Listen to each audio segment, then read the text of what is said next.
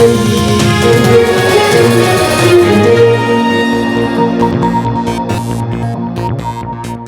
evening. This is the news tonight, your daily roundup of all that has happened across India and the world. I'm Ishan Russell, and tonight our focus is on the ceasefire violations at the India-Pakistan border that have been repeatedly happening since the year started. We'll be talking about all this and more over the next half hour, but first the headlines we're tracking right now. The Prime Minister calls upon the banking sector to establish world-class banks, even as the Finance Minister promises more autonomy to public sector banks. Prime Minister Narendra Modi advocates ease of doing research for scientists, assures them that he will cut down red tape, also pitches for greater autonomy to universities. Pakistan continues to violate ceasefire along the international border, 2 army jawans and 1 civilian killed in today's onslaught. As part of Modi government's ambitious 10 smart cities plan, Delhi to be the first smart city to be built over 24 hectares in Dwarka, Rohini and Narela. And as the search for the Air Asia flight moves underwater, search teams find 2 large metal objects in the Java Sea, but bad weather and rough seas are hampering search operations.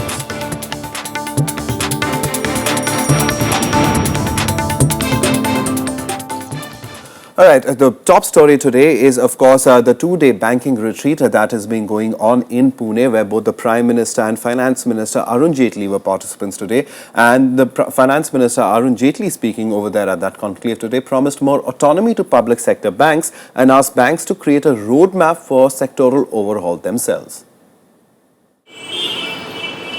Asking banks to create a roadmap for reforms for itself, the government seems to be pushing the do-it-yourself model in the sector. Speaking on the last day of the banking conclave in Pune, Finance Minister Arun Jaitley said that the centre wants to hear the problems plaguing the sector from the bankers and external experts. The centre is a majority owner in 27 public sector banks that control over 70% of the system. It's a time where India is at the stage of transformation. We are trying to transform a slow growth rate into a fast-moving growth rate. There are a series of steps that the government has taken, and we also need to understand where the problems confronting the banks themselves are. Jaitley termed the levels of bad assets in the banking system as unacceptable. He said there was a need for the banking sector to fund infrastructure and manufacturing sectors to support the ambitions of higher growth. The 2-day banking conclave comes at a time when the gross NPA in the system has touched 4.5% in September 2014. RBI took serious note of state-run lenders lagging behind their private sector rivals on asset quality management. Bureau Report, Rajya Sabha TV. As part of its economic reform agenda, the next focus area for the government, as indicated by the Finance Minister, seems to be the banking sector. So the Prime Minister Narendra Modi was also there at that Pune conclave and called upon India's banking sector to establish banks which rank amongst the top banks in the world. Modi said the sector mirrors a country's economic rise. He called for an end to lazy banking and asked lenders to take on a proactive role in helping the common man. Modi also appreciated the efforts of the banks in implementing the Jan Dhan Yojana. He said 7 crore families have benefited from direct cash transfers of LPG subsidy in just 3 days since the 1st of January. Besides the Prime Minister, Finance Minister Arun Jaitley, RBI Governor Raghuram Rajan were amongst the others who attended the retreat. And the government is working towards bringing transparency in appointments at top positions in public sector banks to reduce the chances of corruption or malpractices. The centre is planning to separate the office of chairman and that of managing director on the lines of private sector banks. Except SBI, these 2 positions are held by 1 individual in public sector banks, leading to concentration of too much power and authority. Apart from this, the government may also make it mandatory for appointment committee to record its reason in writing while recommending a particular candidate for a top job in a public sector bank. These proposals are in the pipeline for quite some time. The government, though, is yet to appoint a replacement for SK Jain, the tainted CMD of the Syndicate Bank, who was allegedly caught red-handed by the CBI while accepting a bribe from Bhushan Steel to enhance their credit line. Now, Prime Minister Narendra Modi today inaugurated the 102nd edition of the Indian Science Congress. Advocating that ease of doing research is as important as the ease of doing business, the Prime Minister promised the scientific community that he will cut red tape. He also pitched for greater academic freedom and autonomy to universities. Honorable Prime Minister, explore the mysteries of science. Don't get stuck in government procedures. University of Mumbai. That's the message Prime Minister Narendra Modi sent out to the scientific community as he addressed them at the Indian Science Congress. Modi also called for the need to rekindle the love for science and technology and for the benefits to reach the poorest. To use internet to improve human development, to make India a leading manufacturing nation and a hub for knowledge and technology intensive industries. To me, the arms of science and technology and innovation must reach the poorest, the remotest and the most vulnerable person. Modi also emphasized on the need for spreading knowledge of technology among children. He exhorted the delegates to promote the use of internet to bring scientists in direct contact with children and the youth. We should not confine research and development to a few predetermined paths. And it is as important to focus on basic research as on research and development and innovation. We should also recognize that science is universal. He also pitched for greater autonomy to universities to pursue their scientific goals without any hindrances. For this, he suggested that universities be freed from excessive regulations and cumbersome procedures. Science and technology can also remove national barriers, unify the world, and advance peace. It can bring nations rich and poor in a shared effort to address global challenges. The Prime Minister also felicitated Nobel laureates and Indian scientists on the occasion. The Congress is expected to be attended by 16,000 delegates, 75% of them students. Bureau Report, Rajya Sabha TV.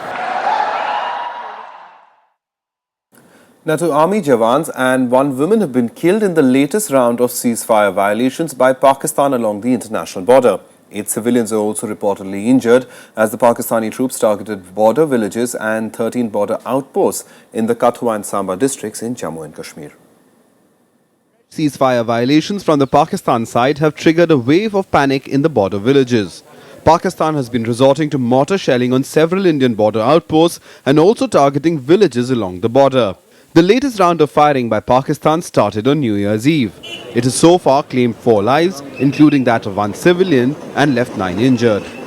मंगूचक से मैंने जैसे आपको बताया एक casualty हुई है, lady की death हो गई है और उसी का बच्चा एक जो है वो सीरियसली इंजर्ड है, स्प्लिंटर इंजरी है उसके पैर में और इसके अलावा 2 लोग और इंजर्ड हुए हैं. The latest incident comes barely 2 months after the last major escalation that left 13 people dead and displaced 32,000 border residents. Pakistan से हमें इतना ज़्यादा प्रेशर हो चुका है कि यहाँ पे डेली फायरिंग किए जा रहे हैं और आज सुबह भी एक यहाँ पे हमारे गांव की जो लेडीज़ थी वो एक्सपायर हो गई है और अचानक से अभी कोई 1 घंटा पहले हमें कुछ समझ नहीं आया, वहाँ से पाकिस्तान की तरफ से इतनी ज़्यादा फायरिंग स्टार्ट हो गई कि एक शेल जो था हमारे घर के बिल्कुल पास में पड़ा और शेल पड़ते ही एक लेडीज़ जो है इंजर्ड हो गई और हमारे गाँव में भी इतना अफरा तफरी मची हुई है कि सभी जो हमारा गाँव छोड़ के सांबा में यहाँ से निकल चुके हैं गाँव से सारे. The firing from the Pakistan side was effectively retaliated by the BSF. The force has now issued an advisory to people living in the border areas to evacuate. Scores of houses have suffered heavy damage and few animals have also been killed in the firing. इनमें से एक को जो है वो चोट टांग पे लगी है और जो दूसरा है उसको चोट जो है वो बाजू में लगी है. तो इस समय दोनों की पोजीशन जो है वो स्टेबल है और इनका जो इलाज है वो हमारे यहाँ पे चल रहा है. सर और भी इंजर्ड आ सकते हैं, तो इसके लिए आपने क्या अरेंजमेंट किए हुए हैं? अगर ऐसी संभावना बनी तो हमारे पास डिजास्टर वार्ड रेडी है और इसके अलावा बाकी भी जो इमरजेंसी एरिया है वो हमने इनके लिए बेड्स जो हैं वो तैयार रखे हैं। अगर कोई ऐसी सिचुएशन बनती है तो उसके लिए हम पूरी तरह से तैयार हैं। Meanwhile, Home Minister Rajnath Singh has warned Pakistan against repeated ceasefire violations.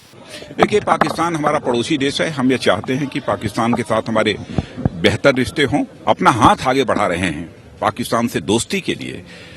क्यों सीज फायर का वायलेशन पाकिस्तान के द्वारा किया जाता है, यह बात हमारी समझ में नहीं आती है और हर बार पाकिस्तान को मात खानी पड़ती है। यानी हमारा कहना है सीज फायर वायलेशन पाकिस्तान को बंद करना चाहिए। Pakistan violated the ceasefire over 550 times in 2014 alone, the highest since the truce came into force in 2003. The worst escalation happened between August and October, leaving 13 people, including 2 security personnel, dead. Bureau Report, Rajya Sabha TV. And Suhasini Haider, diplomatic editor at The Hindu, joins us live from New Delhi. Suhasini, thanks very much for coming and sharing your views on this, because envoys on both sides have been summoned recently, but still the violations continue. What more can diplomatically be done?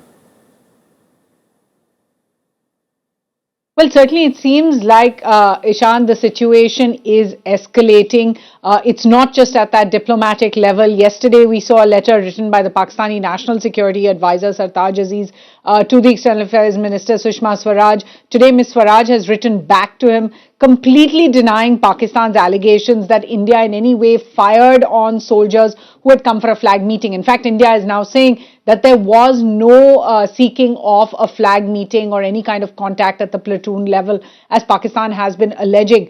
Clearly, what can be seen on the ground is there have been casualties, and as your reporter just announced, that there's been civilian casualty there along the international border as well, which is a cause for concern. In the last week, the kind of escalation in tensions between the two sides that we're seeing seems to take it back to the kind of escalation we saw at the end of November as well, that had led to more than a dozen deaths actually on both sides. And when you speak about diplomatic interventions, it would seem that while those are going on right now, they aren't making much headway. All right, so Asti, then you've been speaking about the escalation. What do we understand by that term? I mean, how much could it escalate really to? I mean, these are two countries who are nuclear powers at the end of the day.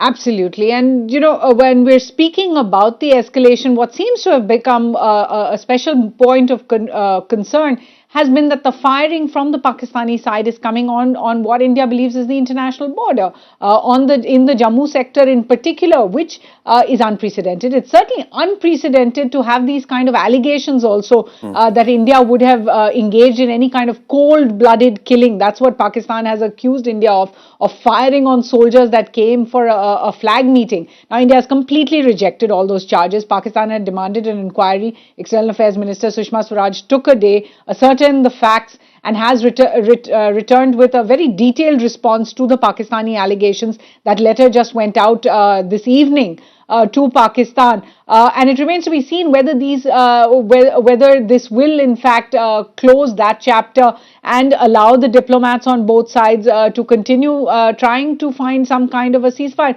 Remember, it took some days the last time before the two sides actually agreed to stand down and stop firing. India has been very clear: as soon as Pakistan stops firing on Indian border posts, India will stop its defensive firing. But remember that this is a tense time. This is a time of high tensions between India and Pakistan. There are worries not only about the dialogue that has been suspended, there are worries about terror attacks. India worried particularly about the infiltration of terrorists that they say that this kind of border firing is facilitating.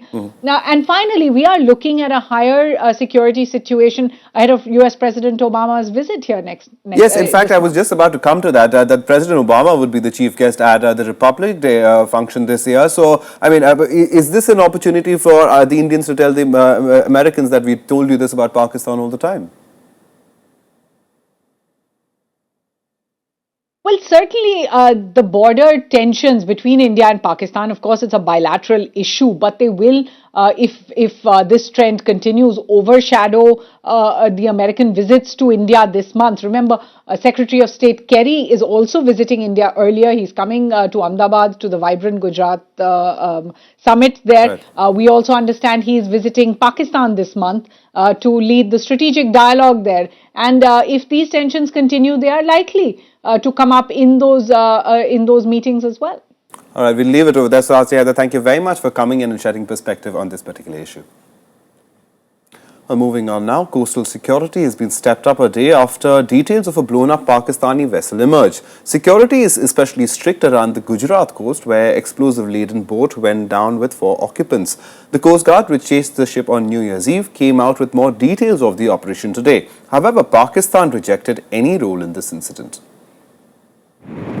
Security has been beefed up at Porbandar and Gir Somnath coast in Gujarat, very near to where a Pakistani fishing boat laden with explosives blew up on New Year's Eve. The Indian Coast Guard tried to stop and search it, but all 4 people on board went down with it. हमारी तीन check post पर हमने sub inspector रख के checking बढ़ा दिया है। किसी फिशरमैन को कोई नजरअंदाज में शक्पत बोट चले, कोई हरकत ऐसी चले, जल्दी से वापस आके हमको पता करे, किनारे से पहले किसी बदमाश को आने से पहले हम उसको दबोच दे, ये हमने तैयारी करके हमने सिक्योरिटी लगा दी। Intelligence said the crew was planning a mid-sea illicit transaction when it was intercepted. It also fired warning shots after chasing the boat for an hour. A day after they released photographs of the boat in flames, Coast Guard said it did not contain any fishing equipment at all.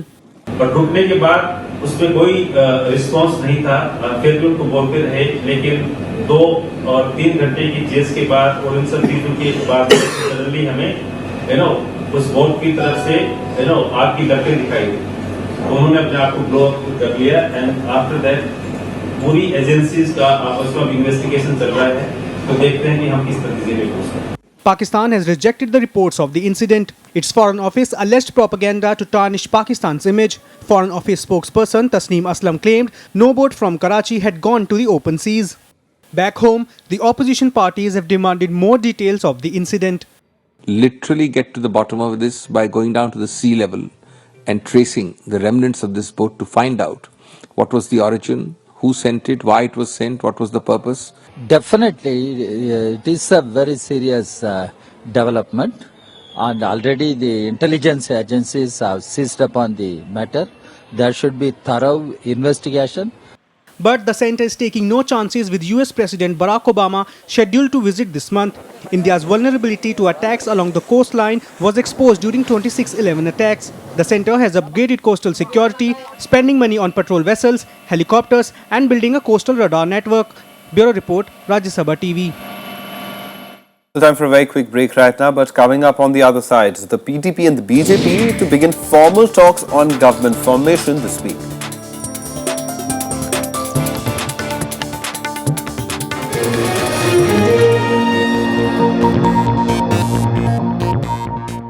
Welcome back. This is the news tonight. Now, Union Urban Development Minister M. Venkaiah Naidu announced on Saturday that Delhi will be transformed into a global city and will also have the country's first smart city. Now, this will be done to decongest the national capital. The Modi government has planned 100 smart cities across the country. The one in Delhi will be the first. The focus of the smart city would be to build global educational and health institutes with entertainment facilities. The smart city will be a complete sub-city located in an area of 20 to 24 hectares and zoned out of Dwarka, Rohini and Narela. It will be equipped with the latest technologies and waste management techniques. The smart city will also have world-class infrastructure, 24-hour power supply, Wi-Fi connectivity and various eco-friendly technologies to make it habitable. We are also thinking in terms of having a lake city. We are also having plans to have cooperation with Barcelona, take their technology and develop certain areas of Delhi into a new smart city. See, smart city cannot be made overnight. Preliminary discussions are there. Project monitoring unit has to be formed. We have already given a guidance to them. Saying that the Barcelona has come forward in Spain to join together and give technology. And we'll be working on that. Once it is finalized, that will be launched shortly. After nearly 2 weeks of consultations, the PDP is likely to begin structured talks with the BJP over government formation in Jammu and Kashmir next week. Sources say both parties will constitute high-level teams to initiate talks. But the PDP has certain demands on which it wants assurances. According to sources, the PDP's demands include initiation of dialogue with Pakistan, revocation of the Armed Forces Special Powers Act, and assurance on talks with separatist leaders. While the BJP remains hopeful with 25 seats in Jammu, Congress wants the single largest party, PDP, to consider all options before taking a final call. देखिए, कश्मीर में Bharatiya Janata party के सभी option खुले हैं और हम सभी संभावनाओं को तराश रहे हैं। मुझे आशा है कि कुछ ही समय में इस पर कुछ निर्णय होगा। कांग्रेस पार्टी के पास तो मैंडेट नहीं है, न गवर्नमेंट बनाने का, न कोई पहल करने का। ये तो पीडीपी तक है। पीडीपी सिंगल लार्जेस्ट पार्टी है और उन तक है। हमने सिर्फ ये कहा पीडीपी को कि भाई अगर आपको गवर्नमेंट बनाने में मदद चाहिए तो हम तैयार हैं। इसलिए नहीं कि हमें कुछ ये पॉलिटिक्स नहीं है, हमें गवर्नमेंट वहां चाहिए, एक इलेक्टेड गवर्नमेंट होनी चाहिए क्योंकि पोस्ट फ्लड रिकंस्ट्रक्शन करना है, बहुत सारी चैलेंजेस है स्टेट के सामने। All the other national news and updates in Nationwide. R.K. Srivastava took over as the new chairman of the Airports Authority of India. He replaced Sudhir Raheja. The government has announced Srivastava's appointment on the 19th of December for 5 years. Srivastava is a 1984 batch Jharkhand cadre IAS officer. Rains continued in Delhi today after a rainy Friday. The minimum temperature recorded in the national capital was 10.2 degrees Celsius. Rains affected 42 trains, though flight operations were smooth. RJD President Lalu Prasad Yadav has given momentum to the efforts for the merger of the Janata Parivar parties. Lalu said the merger of the parties will be completed soon. He also held telephonic talks with Congress President Sonia Gandhi, JDU President Sharad Yadav and former Bihar Chief Minister Nitish Kumar to chalk out their strategies against the BJP in the next assembly elections. 3 persons have been arrested in Assam for alleged connection with the Burdwan blast case and were remanded in NIA custody today for 8 days. NIA counsel sought their custody for 10 days, submitting that they were directly involved in the case. He also alleged that they were found to have connections with the Bangladeshi terror outfit JMB. Some international news now, and a day after the search for the AirAsia flight moved underwater, search teams found 2 large metal objects in the Java Sea. The objects are believed to be that of the aircraft that crashed with 162 people on board. The search also continues for more bodies, but bad weather and rough seas are hampering the operation.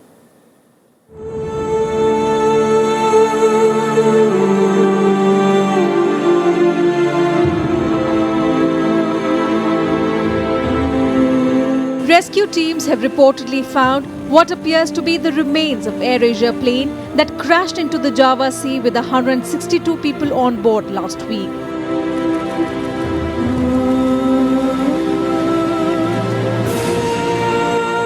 Rescuers are trying to pull out the debris, one about 9 meters in length and the other 7 meters long, or at least get its images once the bad weather relents.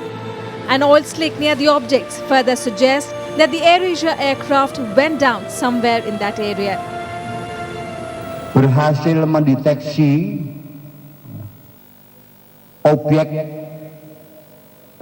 cukup besar dimensinya, sebanyak 2. Satu berhasil dideteksi dengan 3 dimensi dan satu objek berhasil dideteksi dengan 2 dimensi. Hoping to find more wreckage, bodies and the plane's data recorders, rescuers have widened the search area. More helicopters would be deployed to concentrate on searching the coastline of southern Borneo. The US Navy's combat ship USS Fort Worth and a Russian search team arrived at an Indonesian base on Saturday to assist in the search operation. Rescuers are eager to get the rest of the victims out of the waters before they sink to the bottom of the sea. But strong winds and rough seas are hindering the search operation. A total of 30 bodies have been recovered so far. Apalagi masuk di dalam air, tentu air itu akan masuk ke tubuh kita dan semuanya itu akan organ-organnya juga sudah mulai rusak di sini. Jadi kalau kita lihat jenazah atau jasad yang masuk ke dalam air itu dia akan rusaknya cukup banyak. Meanwhile, the Indonesian Transport Ministry has suspended AirAsia's Surabaya-Singapore route with immediate effect pending an investigation. It has emerged that AirAsia did not have official permission to fly the route on Sunday, the day of the crash.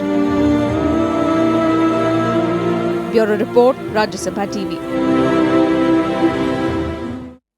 Now, the United States has imposed new sanctions on North Korea in response to a cyber attack against Sony Pictures Entertainment. President Barack Obama signed an executive order allowing sanctions on 3 North Korean organizations and 10 individuals. The White House said the move was a response to North Korea's provocative, destabilizing and repressive actions. Under a new executive order signed by the President, the Treasury Department imposed financial measures on 10 North Korean officials and 3 government agencies. U.S. sanctions are already in place over North Korea's nuclear program. And for more international news and updates, this is Global Buzz.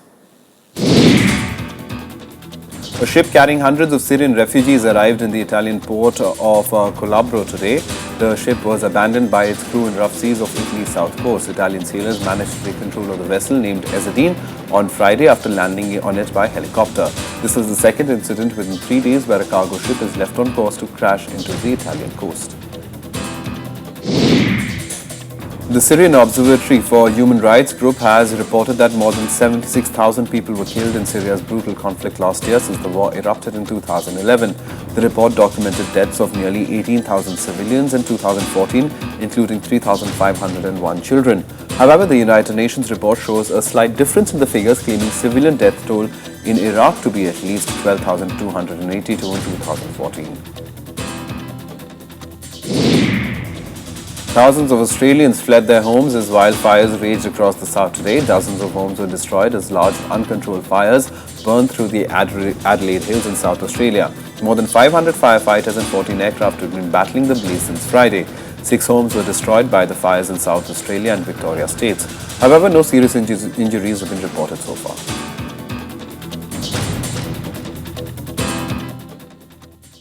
And for all the sports news, this is Sports Beat. India's ace shuttler Saina Nehwal has expressed her disappointment over the Padma Bhushan snub.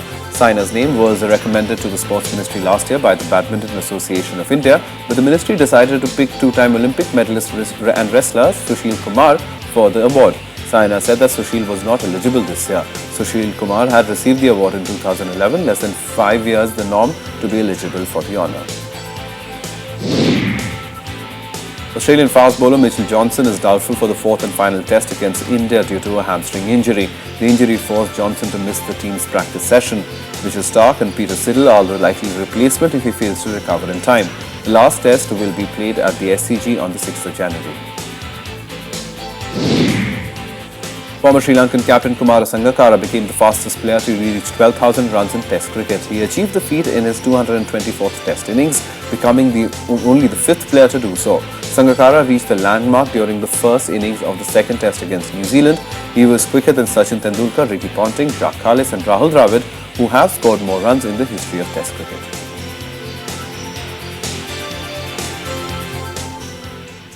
Well, that's the news tonight. Good night.